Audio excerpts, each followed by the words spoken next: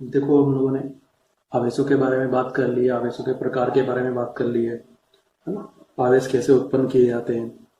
ठीक भाई, आवेशों के गुण भी हमने पढ़ लिए। अब इनके हम मात्रकों के बारे में जानते हैं। आवेश का ऐसा ही मात्रक कूलम होता है, जिसको कुछ लोग कूलम बोलते हैं, कुछ गुलाम बोलते हैं, और इसको सी से लिखते हैं। एक कूलम का मान 1 एम्पियर सेकेंड के बराबर होता है। ए मतलब क्या होता है? एम्पियर। और एस मतलब क्या है? सेकंड। ठीक है। तो क्या होता है कि हम लोग पहले पढ़ चुके हैं, धारा आई बराबर होता है क्यू बटे टी। ठीक है। टी को इधर लेके जाओ तो क्यू बराबर कितना हो जाता है? आई गुना टी। आई मतलब धारा, इसका मात्रक क्या होता है? एम्पियर। और टी मतलब समय, इसका मात्रक कितना होता है? सेकेंड। इसलिए आवेश को हम लोग एम्पियर सेकेंड में भी लिख सकते हैं, है ना। तो ये एम्पियर सेकेंड में लिखो चाहे कूलम में लिखो, एक ही मतलब है। अब ये जो कूलम है, इसको छोटे मानों के रूप में भी लिखा जाता है।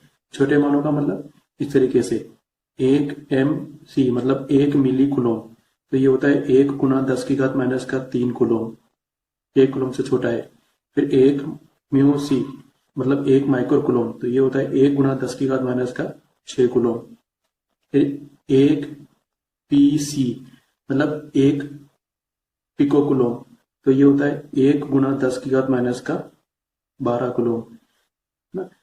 कुछ क्वेश्चंस में कभी कभी ये भी प्रिंट किया होता है 1 माइक्रो, फिर उसके बाद एक और बार माइक्रो लिख देते हैं।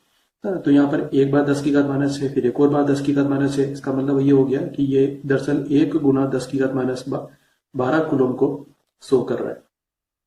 ठीक है।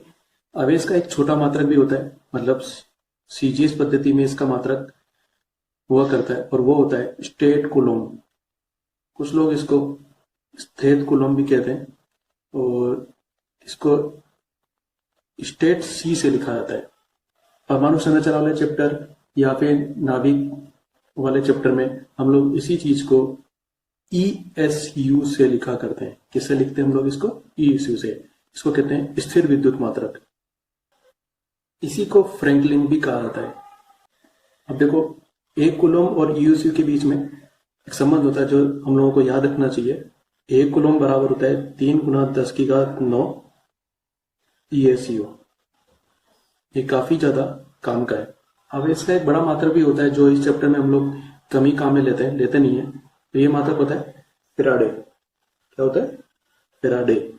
इसको हम लोग एफ से लिखते हैं। 1 फेराडे बराबर होता है 96,500 कूलम।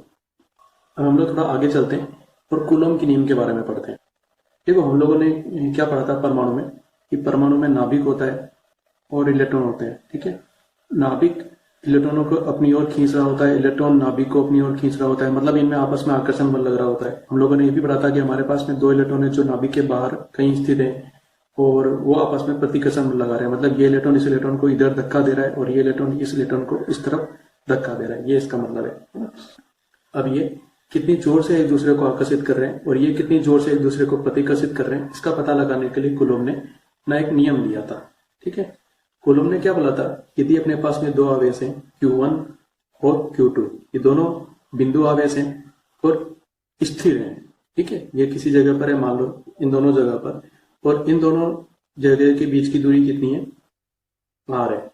तब इन दोनों के बीच में लगने वाला जो बल है, चाहे वो आकर्षण प्रकार का हो चाहे प्रतिकर्षण प्रकार का, वह बल F दोनों आवेशों के गुणा के समानुपाती होता है, यानी कि F proportional to Q1 Q2।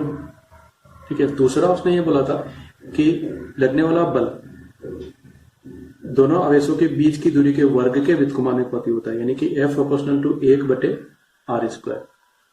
ये दोनों नियम कूलम के नियम है। जब हम इन दोनों को मिक्स कर देते हैं तो हमारे पास में आता है F proportional to Q1 Q2/r²।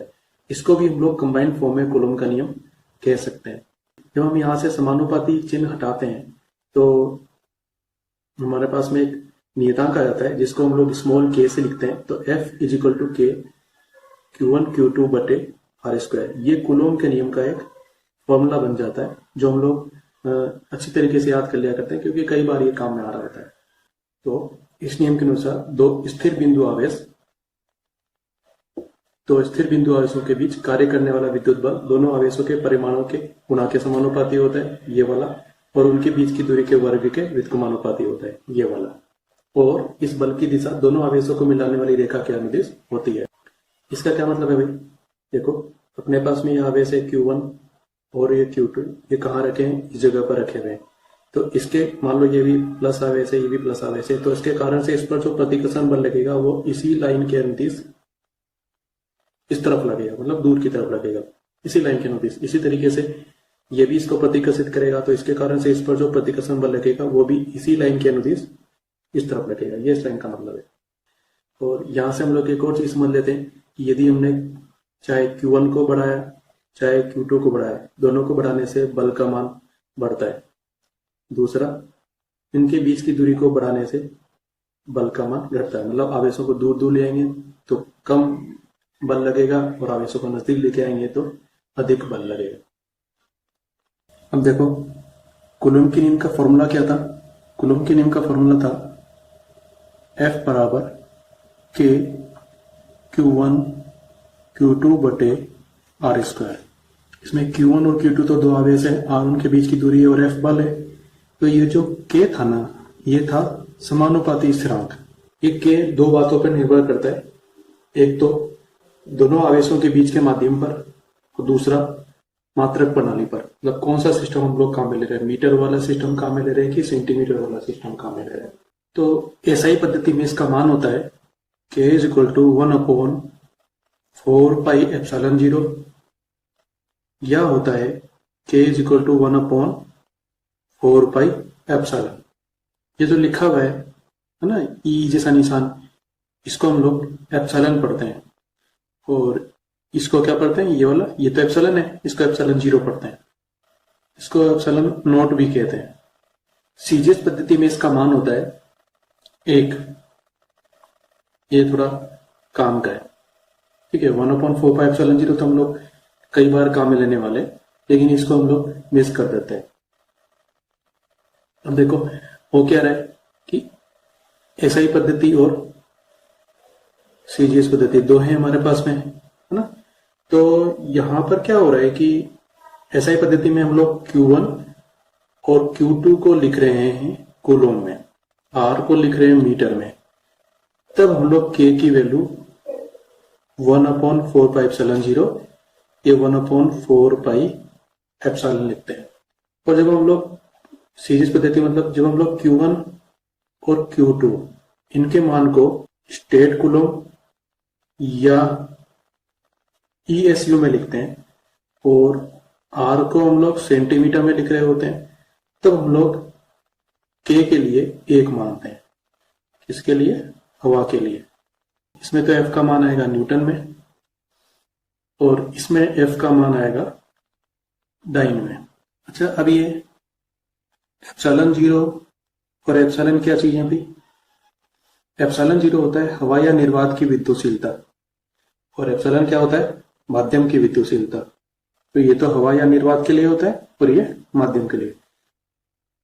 माध्यम का मतलब ये है कि अपने पास में ये Q1 और Q2 है, इनको हम लोगों ने किसी हवा के अलावा या निर्वात के अलावा किसी और माध्यम में रख दिया, जैसे तेल में रख दिया, पानी में रख दिया, या और किसी जगह में रख दिया। या फिर ये कहने का मतलब है कि इसके बीच का ये जो पूरा स्थान है, पूरी जगह है, इसके बीच में हम लोगों ने कोई और माध्यम भर दिया है, ऐसे इसका मतलब है। अब देखो, जब हम लोग इनको काम में ले रहे होते हैं तो हम लोग ये बोलते हैं कि हवा या निर्वात की स्थिति में आवेशों के बीच लगने वाला बल FA है। FA मतलब एयर, हवा, ठीक है। तब हमारे पास में फॉर्मूला क्या है? 1/4 पाई एप्सिलॉन 0 Q1 Q2 बटे R स्क्वायर। और जब दोनों आवेशों के बीच माध्यम कुछ और है तो उसको हम लोग FM से लिखते हैं, M मतलब मीडियम, और उसका फॉर्मूला हम लोग लिख दिया करते हैं 1/4 पाई एप्सिलॉन Q1 Q2 बटे R स्क्वायर, ठीक है। अब देखो इसके अंदर कि ये जो F है ये किस पर निर्भर करता है? देखो Q1 Q2 R स्क्वायर पर तो निर्भर कर ही रहा है ना। ये बटे में जो एप्सिलॉन आ रहा है ना, इस पर भी निर्भर कर रहा है, ठीक है। तो हम लोग तो अभी माध्यम की बात कर लेते हैं कि माध्यम में एफ जो है वो एप्सिलॉन के मतलब माध्यम की विद्युतशीलता के व्युत्क्रमानुपाती होता है। इसका मतलब ये है कि एप्सिलॉन का मान बढ़ेगा तो दो आवेशों के बीच में लगने वाले बल का मान घट जाएगा। अब माध्यम की विद्युतशीलता के बारे में थोड़ा सा हम लोग समझ लेते हैं। माध्यम की विद्युतशीलता का मतलब ये है कि कोई भी माध्यम किसी विद्युत क्षेत्र से किस तरह से या कितना प्रभावित होता है, या फिर ये बोल दो कि कोई माध्यम किसी विद्युत क्षेत्र को कितना प्रभावित करता है।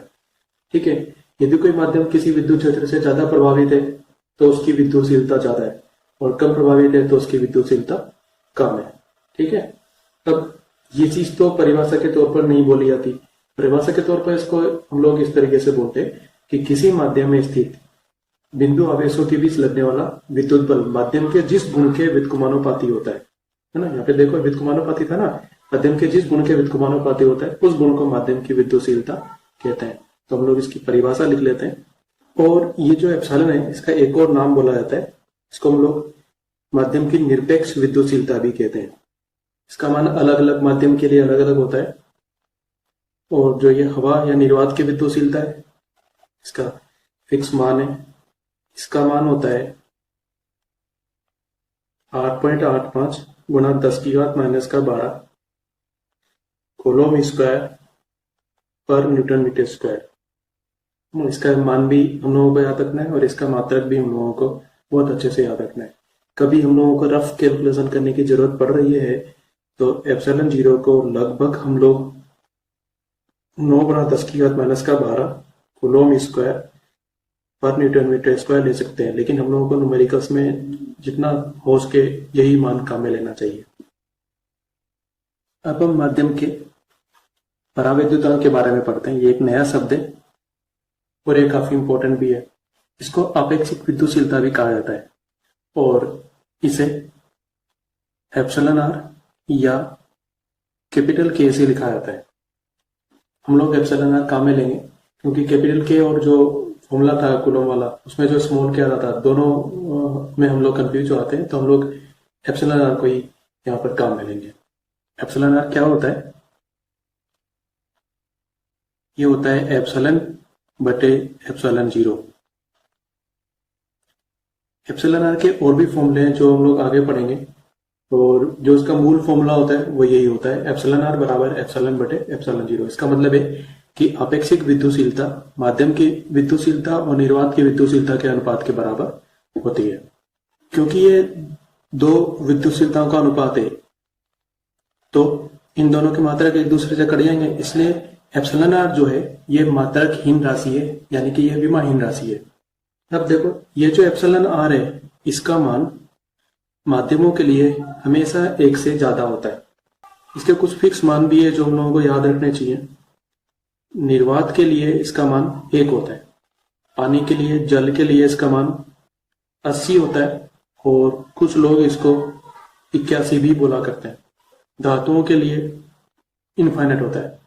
अब जो कूलॉम के नियम के फॉर्मूले थे उनको हम लोग एप्सिलॉन आर के पदों में कैसे लिखेंगे, क्योंकि यही ज्यादा काम में आने वाला है।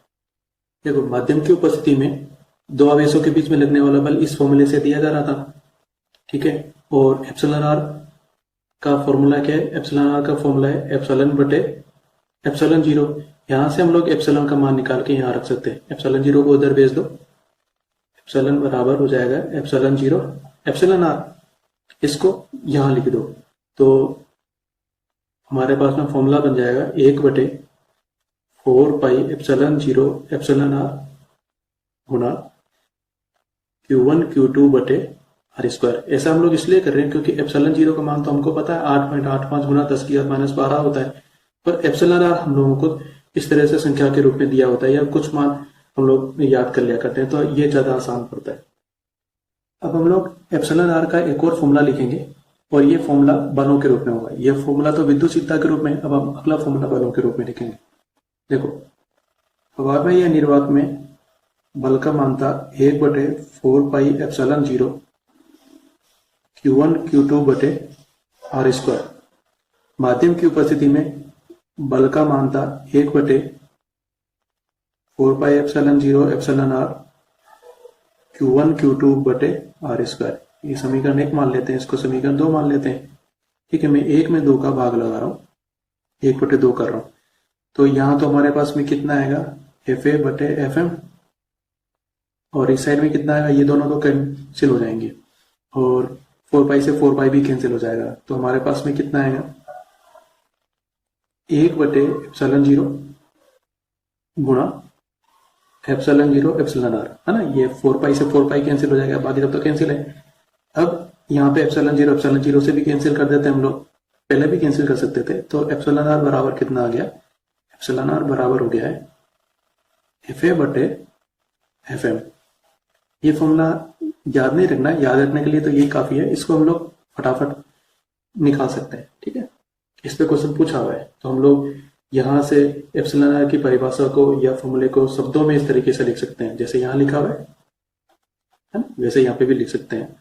तो εr का हमारा फॉर्मूला बन जाएगा, निर्वात में आवेशों के बीच बल और माध्यम में आवेशों के बीच बल के अनुपात को εr कहते हैं, ठीक है। अब इससे संबंधित एक और काम की बात कि भाई εr का मान माध्यम के लिए 1 से ज्यादा होता है, तो इसका मतलब ये FA/FM का मान भी 1 से ज्यादा हो जाएगा, ठीक है। FM को उधर लेके जाओ तो इसका मतलब क्या निकलेगा कि FA का मान FM से ज्यादा है। इसका मतलब माध्यम में या माध्यम की उपस्थिति में बल का मान हवा की तुलना में बढ़ जाता है, ये है ना कम, ठीक है। तो हम लोग इसको ऐसे बोलेंगे, हवा में बल माध्यम की तुलना में ज्यादा है।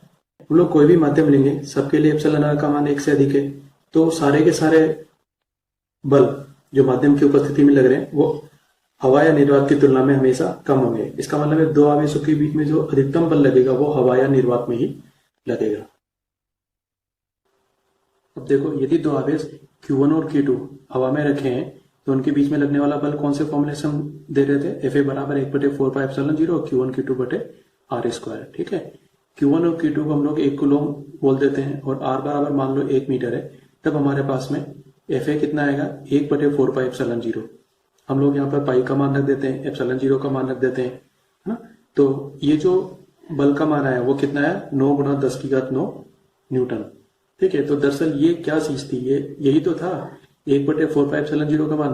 तो एक तो यहाँ पर हम लोग ये चीज याद कर लेते हैं कि 1/4πε0 का मान होता है 9 × 10⁹ न्यूटन नहीं बोलेंगे, क्योंकि न्यूटन तो भाई इस बल के लिए लगाया गया है ना। इसका मात्रक हम लोग बोल सकते हैं, इसका मात्रक बताओ जरा कितना हो जाएगा, हम लोग इसका मात्रक बोलना है तो Q1 Q2 इसके नीचे आएंगे, R उसके ऊपर आ जाएगा, तो हमारे पास में इसका मात्रक बनेगा न्यूटन मीटर स्क्वायर पर कूलम स्क्वायर, या फिर ये बोल दो कि ε0 के मात्रक का उल्टा। एक तो ये, दूसरा हम लोग यहां से 1 कूलम आवेश की परिभाषा भी बोल सकते हैं। बताओ जरा कैसे बोलेंगे। 1 कूलम आवेश वह आवेश होता है जो हवा या निर्वात में दूसरे 1 कूलम आवेश पर 9 × 10⁹ न्यूटन का विद्युत बल लगाता है। इसको हम लोग लिख लेते हैं। अब हम लोग कूलम के नियम का सदिश निरूपण पढ़ते हैं। पहले हम उसका शॉर्ट फॉर्म पढ़ेंगे, फिर उसके बाद हम लोग उसके विस्तृत रूप का डेरिवेशन करेंगे। हमको दोनों चीज याद रखनी है। मान लिया दो आवेश हैं Q1 और Q2, दोनों बिंदु आवेश है और ये दोनों स्थिर है। इन दोनों के बीच की दूरी है r, ठीक है। तब इन दोनों के बीच में लगने वाले बल को हम लोग इस तरीके से लिख सकते हैं, वेक्टर F बराबर 1/4πε0 Q1 Q2/r² गुणा r के, या फिर वेक्टर F बराबर 1/4πε0 Q1 Q2/r³ गुणा वेक्टर r। यहाँ पे दोनों फॉर्मूलों में हम लोगों को ध्यान रखना है कि यदि हमने यहाँ पे r³ लगाया है तो यहाँ बटे में r² है, यदि यहाँ पे वेक्टर r लगाया है तो बटे में r³ है। हम लोग इसको विस्तृत रूप में लिखना चाहते हैं तो उसको इस तरह से लिखेंगे। इसके लिए हम लोगों को थोड़ा सा वेक्टर आना चाहिए, जो हम लोग पहले पढ़ चुके हैं, तो मैं इसकी डिटेल पे नहीं जाऊंगा, लेकिन जो हम लोग बात करेंगे उससे हमारा काम बन जाएगा। मान लो हमारे पास में दो आवेश हैं, इस जगह पर Q1 रखा है और इस जगह पर Q2 रखा है, ठीक है। यहां पर कहीं पर मूल बिंदु है जिसको मैं ओ से दिखा रहा हूं। मैं इस पॉइंट को ओ से मिला देता हूं और इस पॉइंट को भी मैं ओ से मिला देता हूं। तो क्योंकि ये मूल बिंदु है तो इस बिंदु को हम जब ओ से मिलाते हैं तो इस दिशा में जो सदिश निकल के आता है उसको हम लोग बोलते हैं कि यह इस बिंदु का स्थिति सदिश है। इसको मैं वेक्टर r1 से लिख रहा हूं और इसी तरीके से इस बिंदु के स्थिति सदिश को मैं वेक्टर r2 से लिख रहा हूं। ठीक है, हम लोग मान लेते हैं कि माध्यम हवा है और हम लोग यहाँ पर ये भी मान रहे हैं कि दोनों आवेश एक ही प्रकृति के हैं। जैसे दोनों आवेश प्लस प्लस के हैं, यहाँ पे दोनों आवेश माइनस माइनस के हैं। ठीक है, तो तब इस स्थिति में Q1 Q2 को प्रतिकर्षित करेगा तो Q1 के कारण Q2 पर जो बल लगेगा वो इस तरह से लगेगा, इस दिशा में। और इसको हम लोग क्या बोलेंगे, इसको हम लोग ऐसे बोलेंगे Q2 पर Q1 के कारण लगने वाला बल। तो ये लिखा जाएगा वेक्टर F21 से, 2 पर 1 के कारण से लगने वाला बल। ठीक है, एक चीज। दूसरा, अब फॉर्मूला लिखते समय हम लोगों को इन R वगैरह का मान चाहिए। R क्या था, इन दोनों के बीच की दूरी। तो इन दोनों के बीच की दूरी को सदिश में हम लोग किस तरीके से देंगे वो देखते हैं। सदिश में हम लोग Q2 की दूरी Q1 से नाप रहे हैं, इसका मतलब हम लोगों को इस दूरी को इस दिशा में नापना है। तो जब हम लोग यहाँ पर अपने सदिश के नियम काम में लेते हैं, हाँ, तो उसको हम लोग बोलेंगे ये दूरी vector R2 minus vector R1 है और इसका नाम लिख देते हैं हम लोग R12 वेक्टर, मतलब 1 से लेकर 2 तक की दूरी सदिश रूप में। और इसको हम लोग अब फॉर्मूले में काम में लेने वाले हैं। तो हम लोग यहाँ पर क्या बोलेंगे, Q2 पर Q1 के कारण बल लिखा जाएगा वेक्टर F21 बराबर 1/4πε0।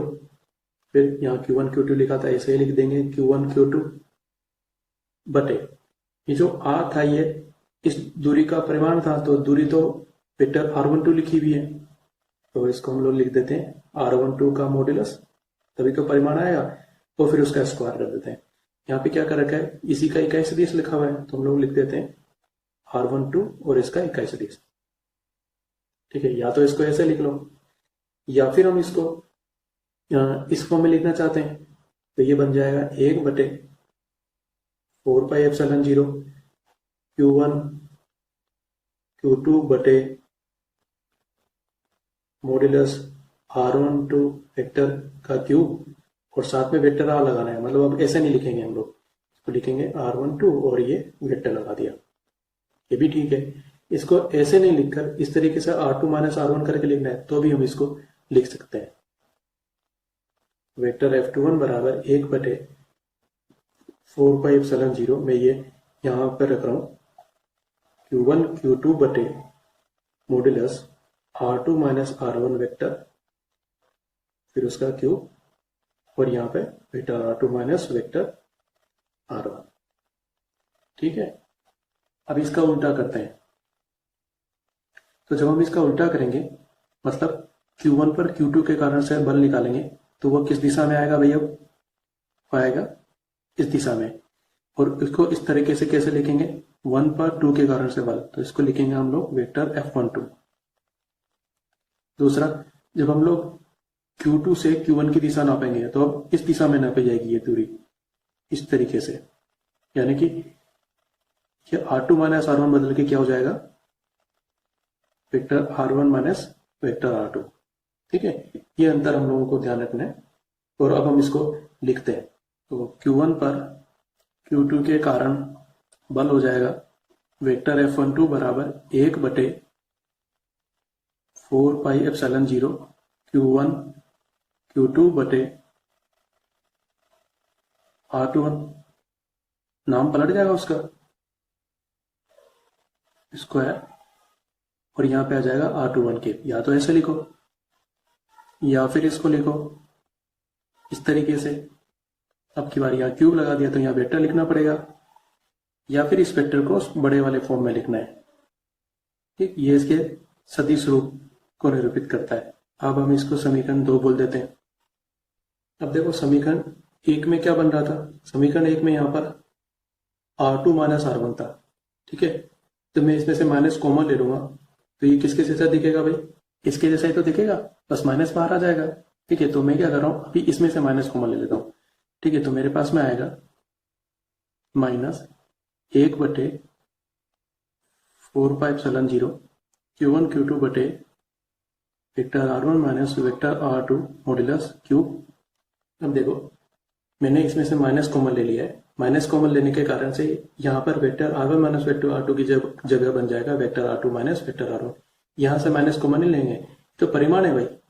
ठीक है, माइनस केवल इसी जगह से कॉमन आने वाला है, ये बन गया। अब देखो ये क्या था, पहले याद करो, ये था वेक्टर F21। वीडियो में पीछे जाके देखो, तो ये हमारे पास में बन जाएगा vector F12 equal to minus vector F21। अब इसका क्या मतलब है? इसका मतलब ये है कि ये दोनों बल एक दूसरे के विपरीत दिशा में, क्योंकि माइनस चिन्ह आया हुआ है, ये इसका मतलब है। ठीक है, दूसरा, यदि इनके परिमाण की बात करेंगे तो परिमाण दोनों बराबर होंगे। Modulus vector F12 is equal to modulus vector F21।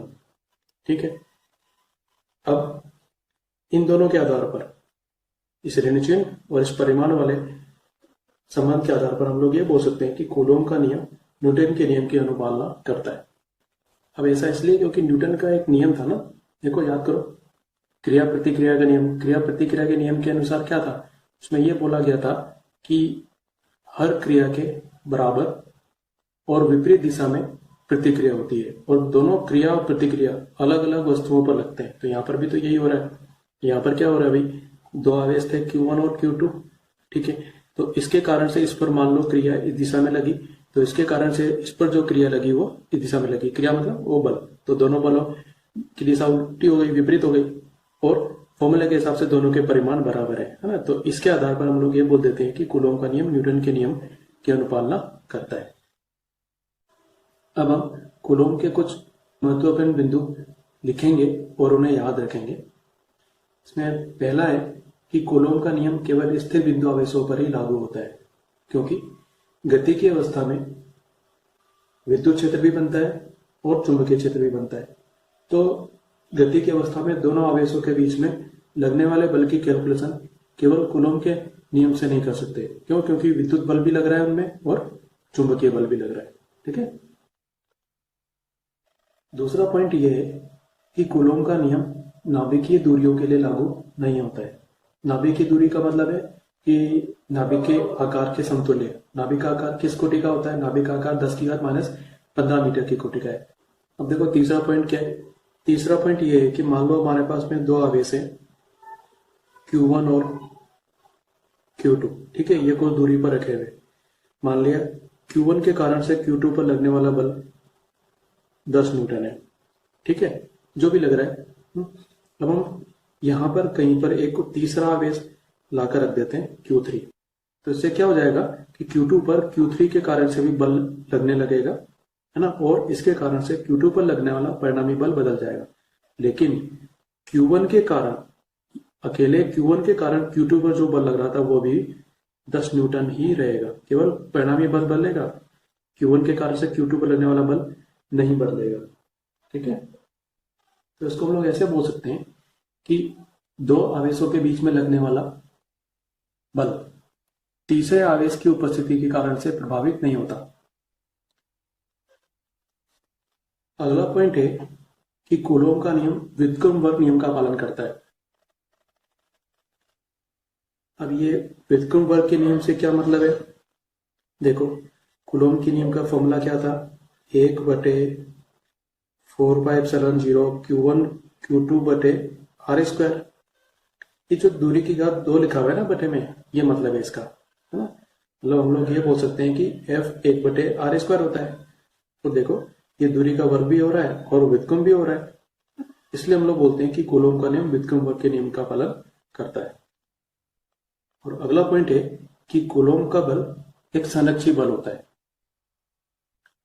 अब हम लोग विद्युत बलों के अध्यारोपण के सिद्धांत के बारे में बात करते हैं। इसका क्या मतलब है? देखो कि मान लो हमारे पास में कहीं पर कोई आवेश Q है और इसके आसपास बहुत सारे आवेश हैं Q1 Q2 Q3 Q4। इस तरह से मैंने 4 आवेश यहां पर रख दिए, इससे ज्यादा भी हो सकते हैं। ठीक है, अब मान लीजिए कि सारे के सारे धन आवेश है, तो ये सभी Q पर प्रतिकर्षण बल लगाएंगे। तो मान लीजिए Q1 के कारण से जो बल लग रहा होगा वो इनको मिलाने वाली रेखा के अनुदिश इस तरफ लग रहा होगा, और इस बल को मैं बोल देता हूं वेक्टर F1। इसी तरह से Q2 के कारण से जो Q पर लगने वाला बल होगा वो इस तरह से उनको मिलाने वाली रेखा के अनुदिश इस दिशा में होगा, इसको मैं वेक्टर F2 बोल देता हूं। इसी तरह से Q3 के कारण से Q पर लगने वाला बल इनको मिलाने वाली रेखा के अनुदिश इधर होगा, इसको मैं वेक्टर F3 बोल देता हूं। और Q4 के कारण से Q पर लगने वाला जो बल होगा वो इस तरह से इस दिशा में होगा, और मैं इसको वेक्टर F4 नाम दे देता हूं। Q पर लगने वाला जो परिणामी बल होगा जिसको हम लोग वेक्टर F नेट से लिखेंगे, इसका मान इन सभी बलों के सदिश योग के बराबर होगा। Vector F1 plus vector F2 plus vector F3 plus vector F4। ठीक है, इसको हम लोग गिनती के से 1 प्लस 2 प्लस 3 प्लस 7 इस तरीके से नहीं कर सकते, हम लोगों को इनका सदिश योग करना। ये विद्युत बलों के अध्यारोपण का सिद्धांत है। इसको हम लोग ऐसे बोलते हैं कि किसी स्थिर बिंदु आवेश पर अन्य आवेशों के कारण से लगने वाले परिणामी बल का मान सभी आवेशों के कारण से लगने वाले बलों के सदिश योग के बराबर होता है। इसको हम लोग लिख लेते हैं।